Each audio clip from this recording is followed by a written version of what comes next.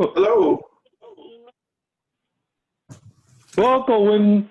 Hey, how you doing? Okay. I was ready to say, you look like some cop I used to know. He's better looking than me. You think he was? I've seen some nice pictures from the past. Yeah. Well, now you are on the diversity board. Can you tell us why are you interested in serving on here? Well, I will tell you, it's a little selfish in part, but it's the beginning process of this. You know, my father's a retired law enforcement person, and he always wanted me to be on the police force. And you know what we kids are doing, your parents ask you to do something or expect you to do something, you do something maybe a little bit different. But I've always been interested in law enforcement through my professional career. And I think in particular times like right now, you know, we need folks that are interested in law enforcement and not with the wave of you know, whether it's a hot topic or not or whatever. You need to be interested all the time, not when it's politically convenient or whatever. So, but I've really enjoyed my time on the committee. I have to say, this last year has been very rocky, but the amount of information and the amount of collaboration that's occurred when we were really functioning has been excellent for the city and for the residents and administration. I'll tell you what, I'm a big one on diversity. You know that. Mm-hmm. Everybody knows that I've been involved with diversity in the police department for a long time. Mm-hmm. And some people didn't like that. Too bad. They didn't like it. But that's an important thing. In the position that you're holding, that's very important that we are diversified in all our jobs in the city. Yes. Can you tell me something that the board has done well, and is there anything we can improve on? Well, I'll start off by saying, and this is my humble opinion because I've been involved, I want to say over the last 2 to 3 years, in the time of being a resident in the city. I think right now, definitely with the police, definitely with public works, and definitely showing tremendous progress in fire. We are not only diverse, inclusive, and making gains. I would like to compare our numbers to anybody around us in terms of staffing and hiring. I think we've done an excellent job. Matter of fact, I would even go so far to say we probably have the most educated police force we've had at any point in time. And I know Strap would say that doesn't necessarily matter, but I think it is very helpful in this day and time. I know you have a bunch of folks that have come from the school district into the police department. And I also know a lot of Reading High grads in general are now in the city government. And I think it makes for a better government, more reflective of the citizenry, and gives more people understanding of what goes on. Because they've been around and they see what our problems are and what we need. Yes, yes. Marcia, your turn. Yeah, and I think when I really appreciate you for serving on the diversity board, but we're at a real tipping point right now where I hear feedback when I'm out at the different events in the community, whether it be Black Lives Matter and such, and there doesn't seem to be an understanding of the things that you've spoken about highly. How do you think we communicate to those in the public that feel like we fit into the cookie model of what's going on across the country and that Reading needs to be doing things to change its policing strategies? Well, I think number one, in the past few years, the police department has done a couple of activities that have been extremely important in terms of getting their message out. One, the police academy or the police club they had in the school district. I Right. thought that was huge. I think when the police officers had the basketball game against the kids, that is still to this day, when we talk to the kids, it still has had an impact, just that interaction. But most of it is getting the word out and being active in the community, being at all the community events, and being there before there's a problem is what I always said. If you're there and you're a part of what's going on and it's not because there's a problem, the community sees you totally different. Yeah. And I think that's probably why we haven't had as much pushback, but I'm also reading and hearing things that sort of are disturbing to me, that people are making a stereotype. And so I agree with what you're saying. I'm just wondering, what role do you think the diversity board could play? So what we were doing in our meetings, at the end of each meeting, we would always go over the community events that were occurring. And we gave fire and police, as long as the folks were at the meeting, if they were involved with the executive parts of the community organizations that were putting those events on, they always gave them the opportunity to take part and to come up and set up a table and present information. I think that is the key. They have to be out there. They have to be at the community events. And like I said, be there before something is a problem or is an issue, so that they're looked at as a part of the solution and creating a dialogue, before there's a problem. Exactly. Thank you. Mm-hmm. Marcia, I don't have anything else.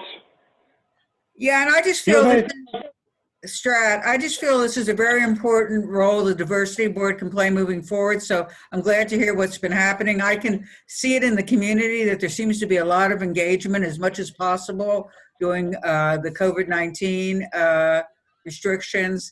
So we really need to look at how we continue to move forward.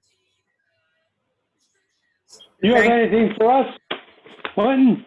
No, well, maybe it's not a good question for this moment, but just going forward, when we'll get together the next time, because it's been almost a year since we sat down, and now I've been stopping Kim and bending her ear and some of the folks in City Hall, but it would be nice, I think, for the community to know that group is meeting and that there is an agenda, and if there's questions they can come and ask, and that we move forward. I agree with you. I don't think we can lose any time with any of the, because we're going to all have to adjust to a new way of meeting to get things done. Yeah. And who knows, maybe Zoom will have more people showing up to meetings. Well, that's what we're finding with the council meetings. We're having, because we do Facebook Live with it, and we see a lot more people being engaged and making comments. So the pandemic was Okay. good for something. Yeah, really. Okay, you'll be contacted then. Okay, great. Okay? Thank you. Have a good evening, everyone. Thank Right. you. I see Melissa's here. Great.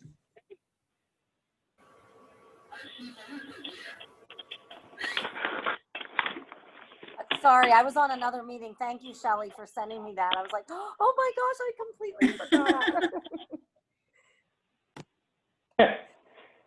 I like your background, Melissa. Oh, thank you.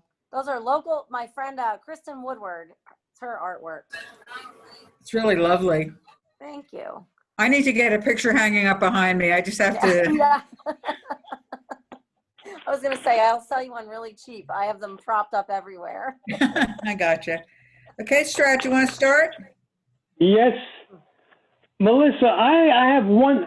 Why do you want to serve on this board?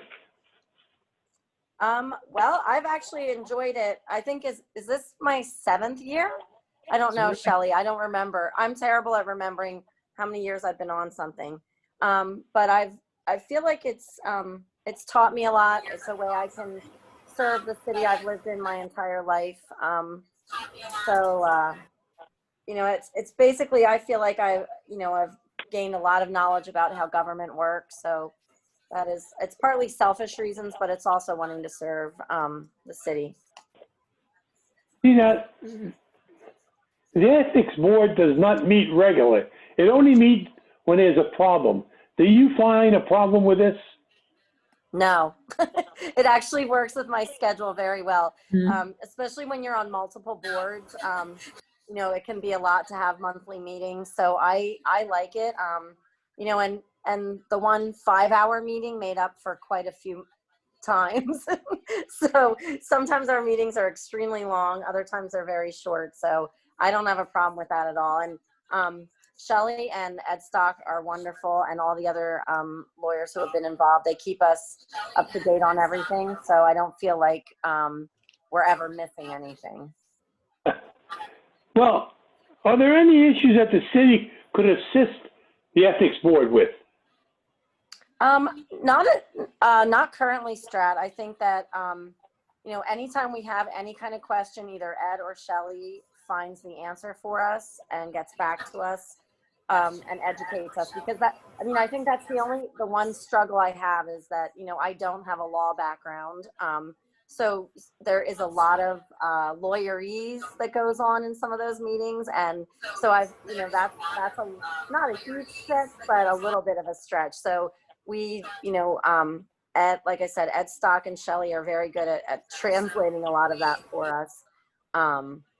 So that, you know, and everyone else that has done work for the ethics board has been great. Melissa, do you believe the ethics board is a valuable tool for the city of Reading?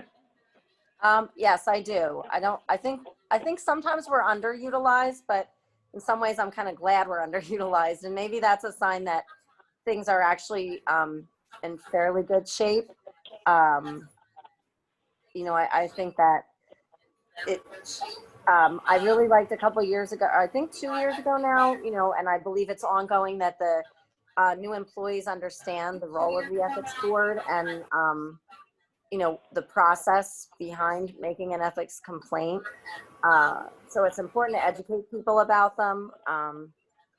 You know, and I joked because the stadium commission has t-shirts. I said, maybe we need t-shirts, Strat. What do you have on the t-shirts? I don't know. Ask me about ethics. Yeah, really. Turn, And then Marcia. I'll have Ed Stocks and Shelley's phone number on it. Marcia, your turn. Now, I know you don't have a lot of work to do because they're not referrals. Do you think there's anything more that needs to be done regarding educating folks about ethical dilemmas? I think, and I don't know, and I'll have to see what Shelley says. I don't know if that's a yearly thing that people are educated. You know, they have, you know, so that might be something to do that, you know, and again, it probably falls more on Ed. But he had a nice presentation that he did with, I can't remember who else was involved with that. It was at the DoubleTree, but, Right. you know, they did a really good job explaining everything to people. So, you know, that should be part of any new hire, that they understand that. And I think, you know, just reminding people about it, people who are working at City Hall. Yeah, and I think it would be good for council to have one that's just separate from that, because our ethical dilemmas may be somewhat different as far as conflict of interest, all those kind of things. So if you would take that back to your group, maybe we need to, you know, I'm going to bring it up to council at some point. Yeah, That I just feel would be helpful. I agree. I think, you know, it's something that, you know, and it makes you think more, you know, being on the ethics board, I've actually thought about things in my own job sometimes that I think, wow, that might not be so, you know, not quite right. So I think that, yeah, it's an important topic. And Right I've now we noted, have, I'm sorry. I said, right now we have 2 openings. I guess we have 1 application. Is this correct, Shelley? Yes, Melissa is being reappointed, but we do still have 1 vacancy on the board. Okay. Anybody else? no, it's just a very interesting topic for me. So, but I think for the purpose of interviewing, I'm really glad, Melissa, you want to stay on board. That's great. Thanks, Marcia. We can't afford to lose people like Melissa. Oh, you guys are too kind. Okay, I don't have anything else, Melissa. Okay. And you'll be, thanks. Okay. and next time if you're gonna be late, give me a call. Oh my gosh, I feel so bad. I'm hardly ever late, but you know, with these virtual I meetings, know. I have a much harder I'm time. just kidding you now, you know I that. know. I have a much harder time keeping track of things virtually than I did when I was in person, because you can't be in two places at once, you know. You My can phone virtually, keeps though. going off telling me that I need to be at another meeting or it will pop up on the All screen about that. conflict. Well, I was on a Google Meet and this is a Zoom. Right, right. But I have like everything on my schedule and it keeps like saying to me that you can't be in two places at one time, you know? Anyone else have anything? Nope. All right. Okay, Thank you. thank you.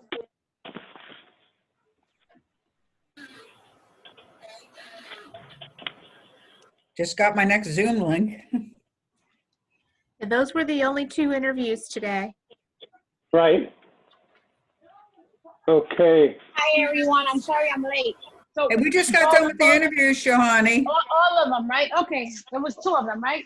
Right. Okay, great. Thank you. thank you. That's it. Okay, move on to the next one, right?